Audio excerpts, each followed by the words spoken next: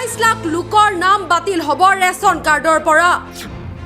সাৱধান হওক, আপোনাৰ হাতত মাত্ৰ 30 দিন। আধাৰ কাৰ্ড আৰু ই-KYC সংযোগ নকৰিলে কি বিপদ হ'ব? 28 লাখ হিতাধিকাৰীৰ ভিতৰত কাৰ কাৰ নাম কাটিব চৰকাৰে? ৰেচন কাৰ্ড হিতাধিকাৰীসকলৰ বাবে ডাঙৰ খবৰ। অসমে লাভ কৰা নতুন নিৰ্দেশনা অনুসৰি ৰাজ্যখনত প্ৰায় 28 লাখ হিতাধিকাৰীৰ নাম ৰেচন কাৰ্ডৰ পৰা কৰ্তন হোৱাৰ সম্ভাৱনা প্ৰকট হৈ পৰিছে। চৰকাৰী নিয়ম আৰু ই-KYC প্ৰক্ৰিয়া সম্পূৰ্ণ নকৰাৰ বাবে খাদ্য আৰু অসামৰিক যোগান বিভাগে এই কঠোৰ পদক্ষেপ গ্ৰহণ কৰিবলৈ সাজু হৈছে। অসম চৰকাৰৰ খাদ্য অসামৰিক যোগান আৰু গ্ৰাহক পৰিক্ৰমা দপ্তৰৰ মন্ত্ৰী কৌশিক ৰায় এক গুৰুত্বপূৰ্ণ পৰ্যালোচনা বৈঠকত এই বিষয়ে স্পষ্ট কৰি দিয়ে। ই-KYC প্ৰক্ৰিয়া আৰু আধাৰ সংযোগ নকৰা হিতাধিকাৰীসকলৰ বাবে এতিয়া সময় অতি কম। কাৰ নাম কাটিব এবাৰ চৰকাৰে? যিসকল লোকে যোৱা 6 মাহ বা তাতকৈ অধিক সময় ধৰি চৰকাৰী সুলভ মূল্যৰ দোকানৰ পৰা বিনামূলীয়া চাউল বা ৰেচন সংগ্ৰহ কৰা নাই, তেওঁলোকৰ নাম ৰেচন কাৰ্ডৰ পৰা বাতিল কৰা হ'ব। হাতত মাত্ৰ 30 দিন সময়।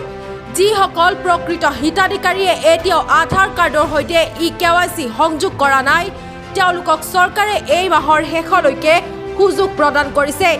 এই 30 দিনৰ ভিতৰত প্ৰক্ৰিয়া সম্পূৰ্ণ নকৰিলে আপোনাৰ ৰেচন কাৰ্ডখন সম্পূৰ্ণৰূপে বাতিল হৈ পৰিব। ক্যান্সার বা ক্রিটিক্যাল কোনো কেউ রোগী থাকেন তাদেরকে তাৎক্ষণিকভাবে দেওয়ার ব্যবস্থা আছে, কিন্তু এবার রেশন কার্ড নতুনভাবে দেওয়ার পরিকল্পনা এই মুহূর্তে নেই। আমাদের এখন নাম কর্তনের কিছু কাজ চলছে।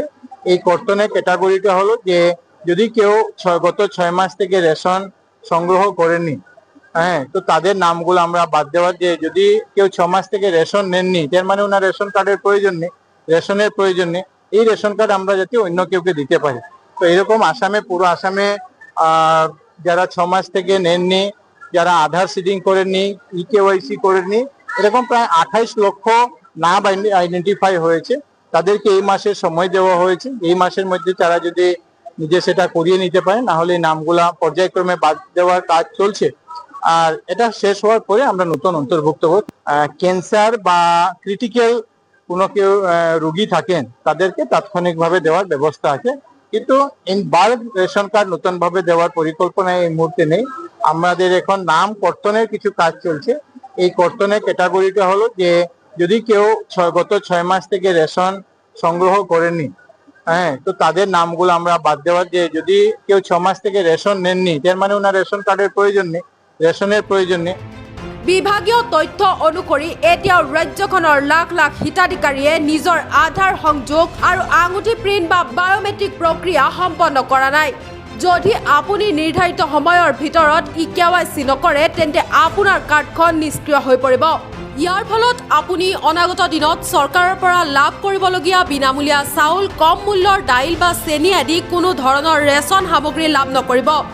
কেৱল সিমানেই নহয়, ৰেচন কাৰ্ডৰ জৰিয়তে সংযোগ হৈ থকা অন্যান্য চৰকাৰী কল্যাণমূলক আঁচনিৰ পৰাও আপুনি বঞ্চিত হ'ব পাৰে।